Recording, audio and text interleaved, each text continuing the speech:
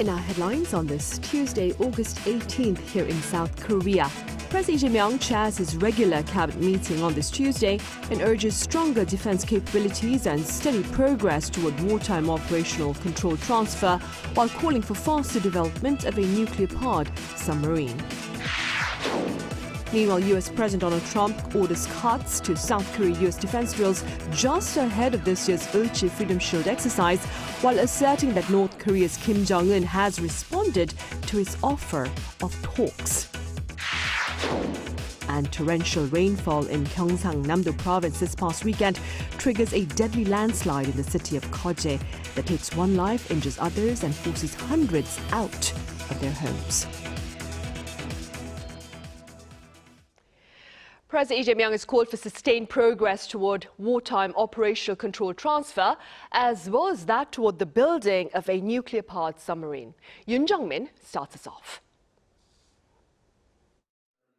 Presiding over a cabinet meeting on the first day of the int'l exercise, President Lee Jae-myung called for an airtight security posture corresponding to the changing global security environment. 군대뿐만 아니라 경제, 사회 모든 분야에서 작은 빈틈도 발생하지 않도록 안보 위협 대비에 늘 만전을 기해야 되겠습니다. Highlighting South Korea's robust defense capability, the South Korean commander-in-chief also urged for greater advancement in operational capability. 이를 위해서 전시작전권의 임기 내 완수를 당초 정부 계획에 따라서 차질 없이 추진해 나가야겠습니다. He also instructed his officials to continue their preparation to newly open an integrated military academy for future warfare and urged that the joint project with the U.S. to construct nuclear power submarines be carried out in a speedy manner.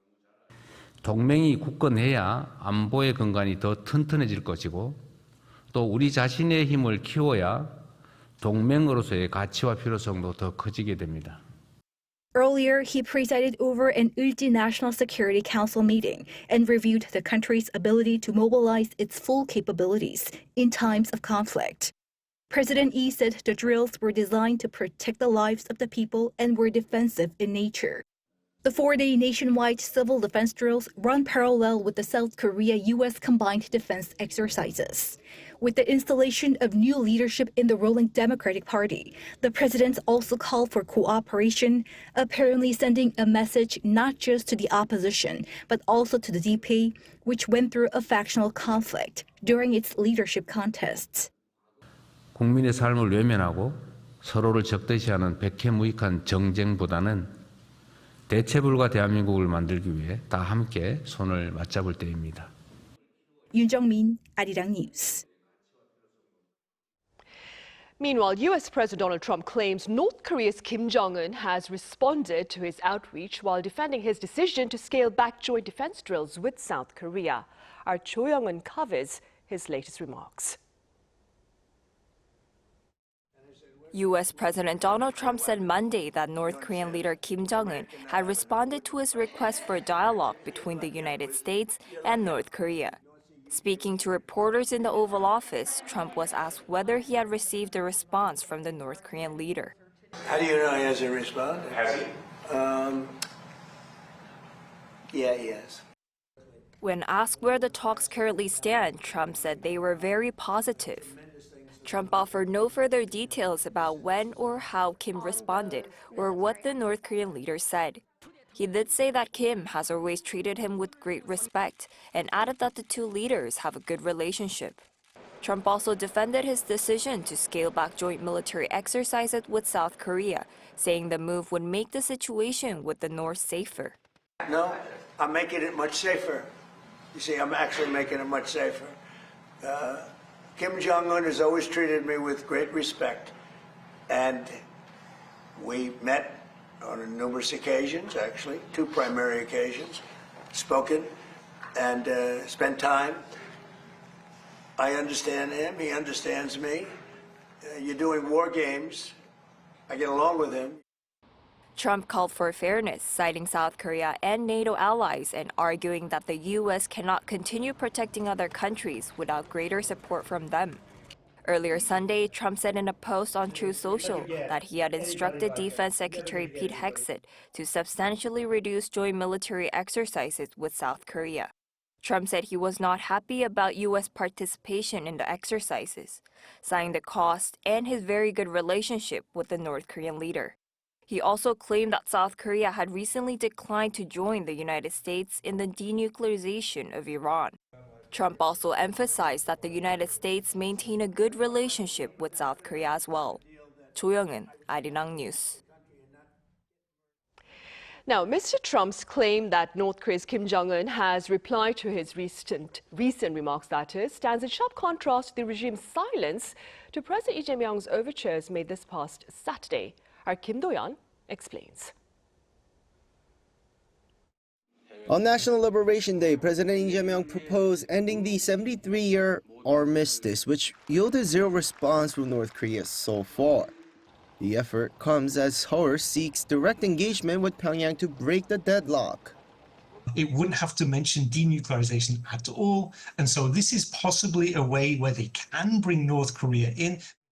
Seoul's Unification Ministry notes the regime took 5 days to respond to a similar peace offer by President Lee on last year's Liberation Day, so it is staying vigilant, but things have changed drastically in the past year.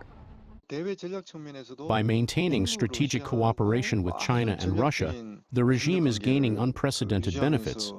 It has determined that shifting to peaceful coexistence and engaging in inter-Korean dialogue does not help its internal governance or external strategy. Meanwhile, U.S. President Donald Trump claims the regime recently responded to his proposal for dialogue, though North Korean state media has released no official confirmation. South Korea's Unification Ministry says a potential Washington-Pyongyang dialogue would contribute to regional peace, pledging Seoul will fulfill its role as a diplomatic pacemaker. However, experts outline that reviving engagement may demand major compromises from Washington. The U.S. is going to have to offer North Korea something substantial. And now this could be either ignoring denuclearization, just taking that off the table completely, which would be quite ironic considering what is happening in Iran at the moment, or the US would have to offer quite substantial sanctions reductions. Analysts also question the underlying intent behind the U.S. president's outreach. This message is not about meeting with Chairman Kim Jong Un to reach a meaningful agreement with North Korea. It is a way to shift public opinion away from tight domestic politics and the war in the Middle East. Experts also note that either way, Seoul should be strategically aiming for direct engagement with Pyongyang after any potential Trump-Kim meeting. Kim Do-yeon, Arirang News. Also on the diplomatic front, President Lee Jae-myung is slated to sit down with Chinese Foreign Minister Wang Yi at the Blue House on Thursday. On their agenda is the direction of South Korea-China ties as well as broader regional matters. National Security Advisor Wee Sung-nak is also expected to meet with the Chinese top diplomat during the latter's two-day visit to Seoul. On Wednesday, Wang will meet Foreign Minister Cho Hyun for talks covering bilateral ties, the Korean Peninsula, and global issues. Wang's upcoming trip to South Korea marks his first in almost 5 years. And U.S. President Donald Trump has threatened to bomb Oman if it interferes with efforts to reopen the Strait of Hormuz. Our Hong Seo-jung reports. U.S. President Donald Trump has threatened to bomb Oman if it interferes with talks with Iran. According to Fox News on Monday, Trump made the comment during a phone interview when asked about Oman's talks with Iran over the Strait of Hormuz. Regarding talks between the U.S. and Iran, Trump claimed during the interview that Washington had a direct back channel with the Islamic Revolutionary Guard Corps.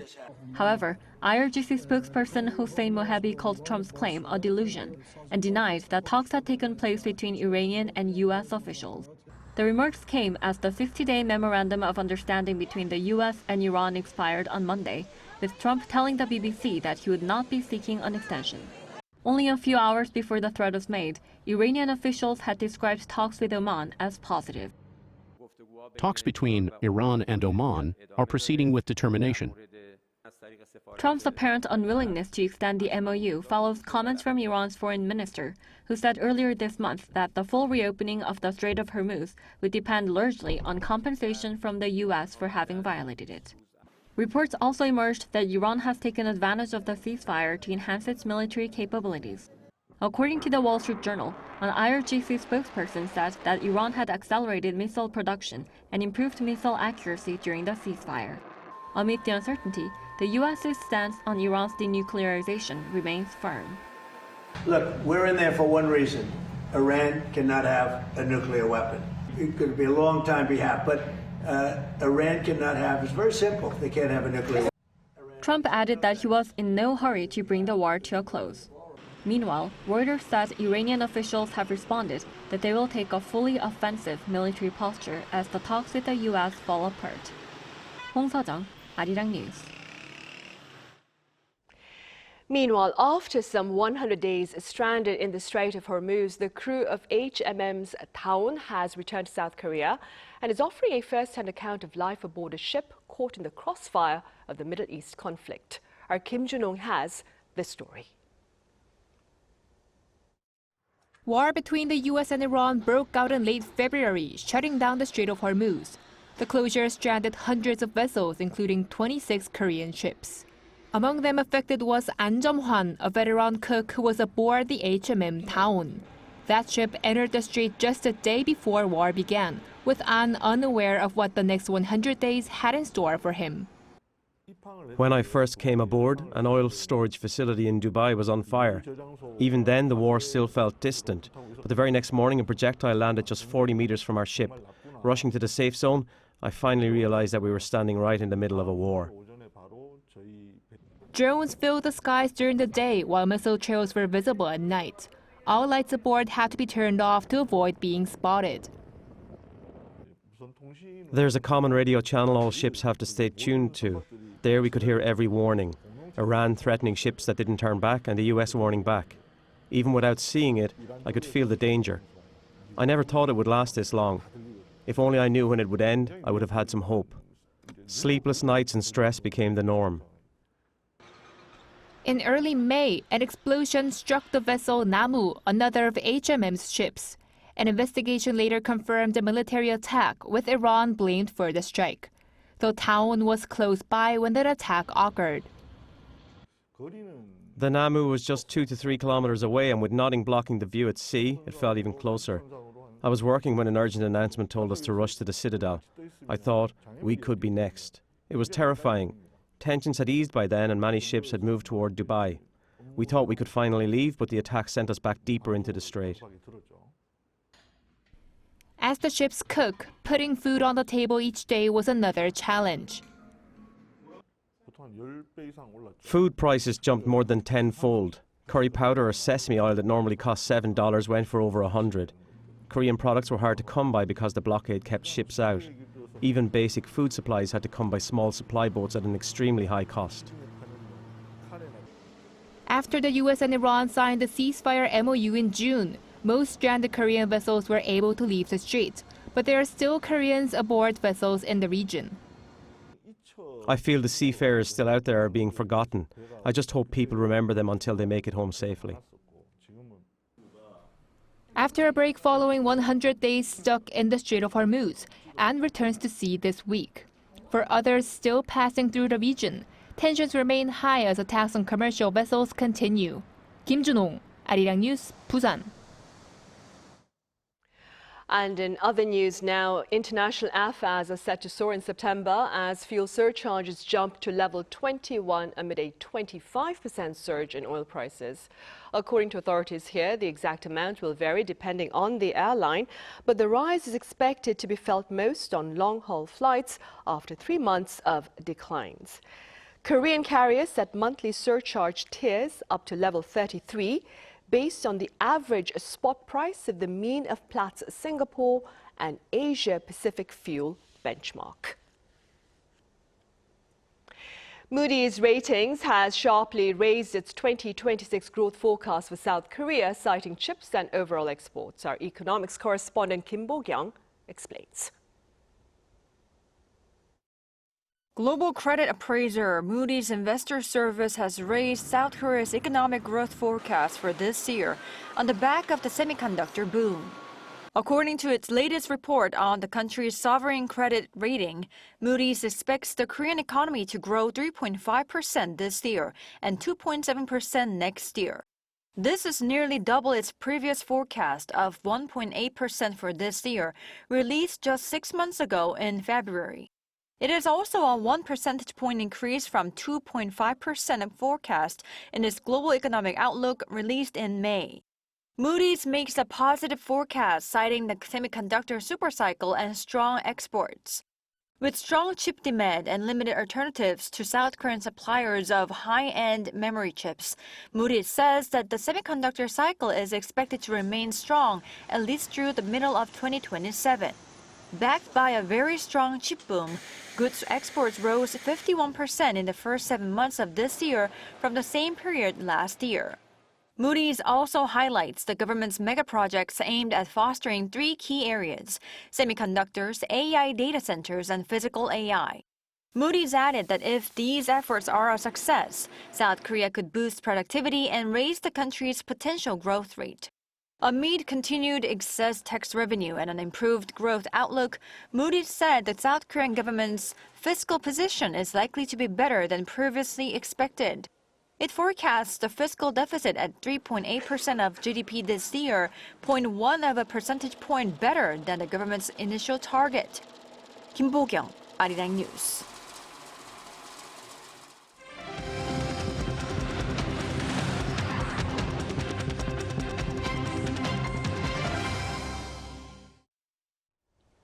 Torrential rainfall in Gyeongsang-Namdo province this past weekend triggered a deadly landslide and flash floods in the city of Geoje. Our Cha Yun-kyung has the latest. Record-breaking rainfall struck the Gyeongsang-Namdo province over the holiday weekend, triggering a deadly landslide that killed 1, injured 4, and forced hundreds of residents out of their homes. The city of Geoje, located more than 300 kilometers southeast of Seoul, received nearly 960 millimeters of rain from Saturday through Monday. Given that Geoje's annual average precipitation is around 1,930 millimeters and its summer average is about 935 millimeters, nearly half of its yearly rainfall poured down in just 2 days. More than 600 millimeters fell on Monday alone, marking the third highest daily precipitation in the nation's meteorological history. The first and second highest daily precipitation records were set in 2002 when Typhoon Rusa struck the country. Even though the monsoon season has passed, extreme rainfall exceeding 100 millimeters per hour continued for 2 consecutive hours, with torrential rain persisting afterward. This sets a first-of-its-kind record for the year. I heard shouts of "help me" from there, and when I looked around, a little child was inside the master bedroom. Police and firefighters rescued 3 residents, but 1 was found unresponsive and later pronounced dead at a nearby hospital. The number of damage reports received, including flooded houses, destroyed roads, and fallen trees, reached around 2,600 by 11 a.m. on Tuesday. According to officials, 564 people had been displaced as of 9 p.m. Sunday, with more than 200 still unable to return home. Experts point to a low-level jet, a strong southerly wind generated by a low-pressure system to the west and a high-pressure system to the east, as the primary culprit behind the heavy downpour in Geoje. Rain clouds left by the dissipated Typhoon Dolphin rode this low-level jet from the country's south, unleashing torrential rain primarily around coastal areas. Additionally, unusually high seawater temperatures of the southern coast are said to have fueled and accelerated the development of these rain clouds. Meanwhile, according to the Korea Heritage Service at 8 a.m. on Tuesday, a total of 5 cultural properties in areas near Tongyang and Geoje were damaged by the heavy rain over the weekend. Authorities will continue to monitor landslide and flooding risks for further damage across the region. Cha Yun-kyung, Arirang News. Also on the local front, the ruling Democratic Party has elected Kim Min-seok as its new leader as it seeks to strengthen support for the Lee Jae-myung administration. Our political correspondent Moon reports. The ruling Democratic Party has chosen Kim Min-seok as its new leader. Kim defeated rival Chung Chong-rae in Monday's vote, winning 54.08% to Chang's 45.92%, after neither candidate secured a majority in the first round, sending the contest to a preferential runoff. Kim, who served as Prime Minister under President Lee Jae-myung, entered the race as a frontrunner, campaigning as the candidate best placed to support the administration's agenda. Chung, a party veteran known for his hardline reformist stance, emphasized his credentials to advance a reform agenda. In his acceptance speech, Kim framed his election as a mandate to support the president and lead the party with unity. Our party will work tirelessly to make President Lee Jae-myung's administration a success, because its success means success for the people. We'll debate when we need to, speak up when something needs to be said, stand as a shield when necessary, and make sure the voices of the people are heard. President Lee also sent a congratulatory video message to the convention, urging party members to unite behind the new leadership after a period of fierce debate and competition. As leader, Kim will help advance the administration's agenda, including major semiconductor projects, while facing tax reform, housing measures, market stabilization, and constitutional reform. The party holds an outright majority in the National Assembly, giving Kim a central role in legislative strategy. The closer-than-expected margin pointed to continued support for Chang's approach, reflected in the new leadership, where 3 of 5 elected Supreme Council seats went to Chung-aligned figures, leaving Kim the task of bringing together different voices within the Democratic Party. Kim's leadership will now be tested by how effectively he can steer those different camps together to bring the party through the administration's policy agenda. Moon Hae-ryun, Arirang News, Daejeon. 50 years ago, a confrontation over the trimming of a tree at Panmunjom led to the brutal murder of 2 American officers by North Korean soldiers. Today, a solemn ceremony was held in their memory. Our defense correspondent Park Gun-woo files this report. 50 years after 2 U.S. Army officers were killed at the joint security area, their families and former comrades returned to the site to honor their sacrifice. Some 130 people gathered Tuesday to commemorate Major Arthur Boniface and First Lieutenant Mark Barrett, whose deaths in the 1976 Panmunjom Axe Murder incident brought the Korean Peninsula to the brink of another military confrontation. It is difficult to comprehend that 50 years have passed since we lost Dad. We were only 8, 6, and 3.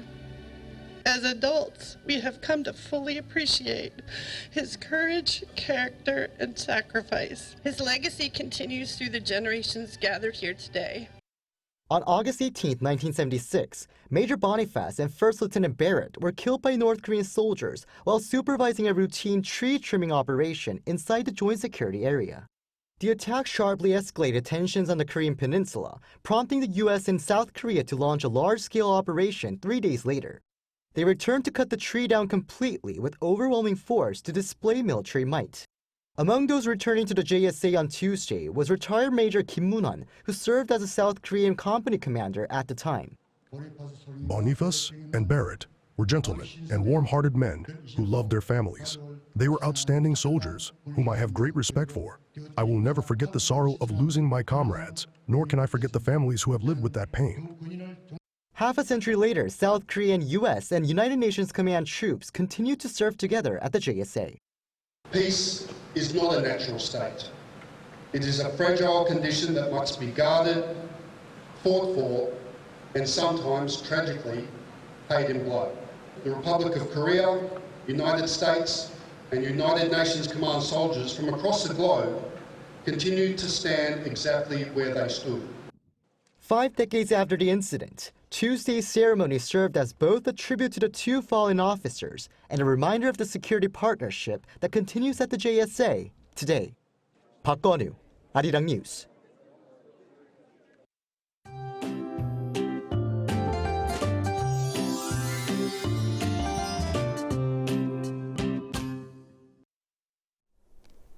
The unsettled weather we had throughout the holiday weekend has moved out, and summer heat is making a comeback. Seoul is back under a heatwave advisory just 4 days after the previous one was lifted. Heatwave advisories are also back in place across many inland areas and along the East Coast. But we're not completely in the clear just yet. Many parts of the country could see showers with thunder and strong gusts through this evening. Parts of the southern regions could see heavy showers with up to 60 millimeters of rain. In areas that have already seen heavy rain, strong showers could lead to additional damage, so please be prepared. Tomorrow, Seoul will start the day at 24 degrees, Chuncheon 22 and Busan 25 degrees. Then by the afternoon, Seoul will get up to 32 degrees, Daegu 33 and Gwangju 31 degrees. The late summer heat will stick around this week. And on Saturday, we'll see another round of rain across the central regions. Now here's a look at the weather around the world.